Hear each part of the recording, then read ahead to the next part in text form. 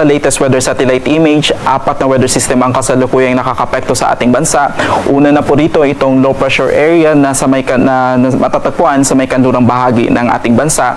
So as of 3 p.m. kanina, ang kanyang sentro is namataan sa layong 225 kilometers north-northeast na Pag-asa Island at kasalukuyang kumikilos pa kanluran patungo dito sa may southern Vietnam. Sa masusunod na oras, dahil sa paglayo nitong LPA, ay hindi na po ito magdadala ng mga kaulapan at pagulan sa anumang bahagi ng kanlurang bahagi ng ating bansa. Habang may minomonitor po tayong isang tropical depression na kasalukuyan pong nasa labas pa rin po ng ating Philippine Area of Responsibility.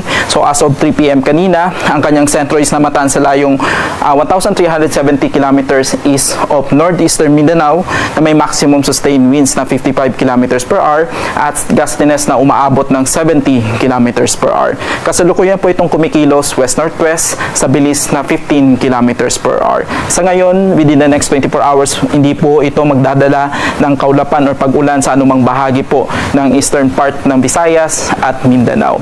Habang itong northeast monsoon naman o yung hanging hamihan ang magdadala ng mamahinang pag-ulan, particularly dito sa may extreme northern Luzon, habang shear line o yung pagsasalubong ng hanging hamihan at easterlies ang magdadala ng mga kaulapan at pag-ulan dito sa may eastern section ng northern Luzon, habang sa Metro Manila at nalalabing bahagi po ng ating bansa ay makakaranas ng generally good weather na may mataas na tsansa ng mga isolated rain showers or thunderstorm lalo na po sa ngayong hapon at mamayang gabi.